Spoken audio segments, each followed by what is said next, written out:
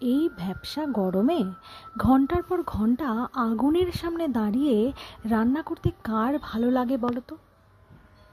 তাই তাড়াতাড়ি রান্না থেকে বিরতি নেবার জন্য আমিও খুঁজে নিয়েছি ফাঁকিবাজি রান্না। চলো 5 মিনিটে বানানো যায় এমন একটা রান্না আজকে করেই ফেলি। আমি নিয়েছি এখানে 500 মতো ঢ্যাঁড়স। তোমরা যদি চাও তোমাদের প্রয়োজন মতো তোমরা নিতে পারো। ঢ্যাঁড়সগুলো বাজার থেকে এনে প্রথমেই ধুয়ে নিতে হবে ভালো করে, কারণ কাটার পর আর আমরা এগুলোকে ধোবো না। এরপর 3 থেকে 4টে পেঁয়াজ লম্বা লম্বা করে কেটে নাও, আর 2টো টমেটো কি 1টা টমেটো লম্বা করে কেটে নাও। এবার কড়াইতে 1 চামচ মতো তেল দিয়ে, তেল গরম হলে তাতে ঢ্যাঁড়সগুলো দিয়ে ভালোভাবে নাড়াচাড়া করে সুন্দরভাবে ভেজে নিতে হবে। এই ভাজার সময় 1 চামচের মতন লবণ দিয়ে দেবো। যে কোনো জিনিসই ভাজার সময় যদি লবণ দিয়ে দেওয়া হয় তাহলে সেই জিনিসটা তাড়াতাড়ি সেদ্ধ হয়ে যায়।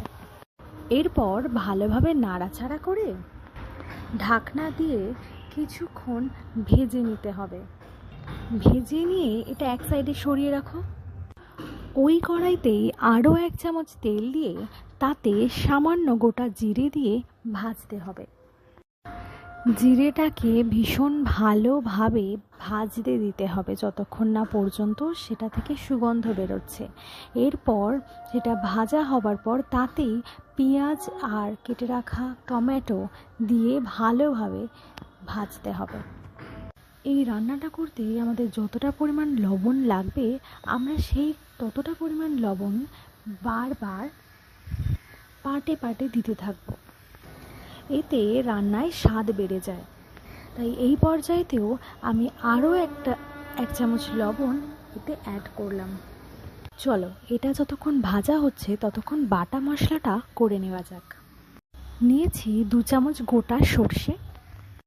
আমি এখানে শিলবাটা ইউজ করছি, তবে তোমরা চাইলে এটা মিক্সার গ্রাইন্ডারেও বেটে নিতে পারো, তবে শিলবাটায় বাটলে এর টেস্ট আরও বেড়ে যায়। প্রথমে শিলবাটায় আমি 2 চামচের মতন সাদা পোস্ত ভালোভাবে বেটে নেব। এটাতে একটু একটু করে জল দিয়ে দিয়ে বাটতে হবে, একেবারে অনেক জল না দিয়ে একটু একটু করে জল দিতে হবে যাতে কনসিস্টেন্সিটা বজায় থাকে। দেখতেই পাচ্ছ একদম মিহি করে বাটতে হবে এটাকে। এরপর এটা একটা জায়গায় তুলে নিয়ে সর্ষেটা বেটে নেব। বেশ মিহি করে বেটে নিতে হবে সর্ষেটা। ততক্ষণে এগুলো ভাজাও হয়ে গিয়েছে, তাই এতে 1.5 চামচের মতন আদা রসুনের পেস্ট দিয়ে ভালোভাবে নাড়াচাড়া করে যতক্ষণ না পর্যন্ত আদা রসুনের কাঁচা গন্ধ যাচ্ছে ততক্ষণ পর্যন্ত তার নেড়ে চেড়ে নিতে হবে।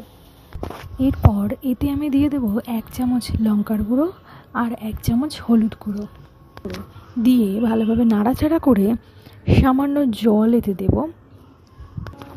এবার এই মশলাটাকে কষাতে থাকতে হবে। এইভাবে যদি মশলা কষা হয় তাহলে তা খেতে হয় আরও সুন্দর।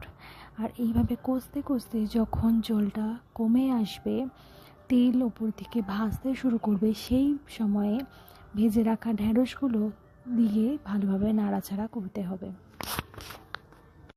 এবার এতে আমি আরেকটু জল অ্যাড করেছি যাতে ঢ্যাঁড়সগুলো ভালোভাবে সেদ্ধ হয়ে যায়, আর তারপর এতে একটা ঢাকনা দিয়ে এটা সেদ্ধ হতে দেব। ঢ্যাঁড়সগুলো যখন সেদ্ধ হয়ে যাবে, যে জলটা আমরা দিয়েছিলাম সেই জলটা অর্ধেক হয়ে যাবে, অনেকটাই কমে যাবে। আর এই সময়ে যে পোস্ত বাটা আমরা রেখেছিলাম সেই পোস্ত বাটাটা এতে দিয়ে দিতে হবে। দেখতেই পাচ্ছ যে এটা এখনই কতটা সুন্দর লাগছে। আচ্ছা, তোমরা কি আগে কখনো এইভাবে ঢ্যাঁড়স রান্না করেছো? যদি করে থাকো আমাকে কমেন্টসে জানিও কিন্তু। আর যদি চাও তোমাদের কোনো রেসিপি আমি ট্রাই করি তাহলে সেটা কমেন্টসে লিখতে ভুলো না কিন্তু। এবার 5 সেকেন্ডের মতো ঢাকা দিয়ে আর একটু কুক করতে হবে এটাকে। তারপর সর্ষে বাটাটা যে জল ছিল, যেটা শিলে যে সর্ষে বাটা হয়েছিল সেটা ধুয়ে রাখা হয়েছিল, তাতে সেই সর্ষেটা গুলে একসাথে ঢেলে দিতে হবে। আমি কিন্তু এখানে কোনো আর্টিফিশিয়াল কালার অ্যাড করিনি, তোমরা দেখতেই পাচ্ছ এটা এখনই দেখতে কতটা সুন্দর হয়েছে।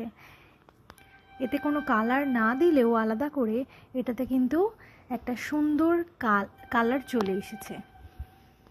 ও হ্যাঁ, এখানে আমি একটা কথা বলতে ভুলে গিয়েছি, যখন তোমরা সর্ষে দেবে সেই সময় গ্যাসের ফ্লেমটা পুরোপুরিভাবে অফ করে দেবে, কারণ যদি সেই সময় গ্যাস জ্বলতে থাকে সেই সময়, তাহলে সেই সর্ষেটা দেওয়া মাত্রই সেই জিনিসটা তেতো হয়ে যাবে। তাই সর্ষে দেওয়ার সময় খুব সাবধানে গ্যাসটাকে অফ করে দিতে হয়। আর সব শেষে 1 চামচের মতন সর্ষের তেল উপর থেকে ছড়িয়ে ভালোভাবে নাড়াচাড়া করে নিলেই তৈরি আজকের এই রান্না। তাহলে আর কিসের অপেক্ষা, যাও তোমরাও বানাও আর আমাকে কমেন্টসে জানিও কেমন হয়েছে। দেখা হচ্ছে পরের ভিডিওতে।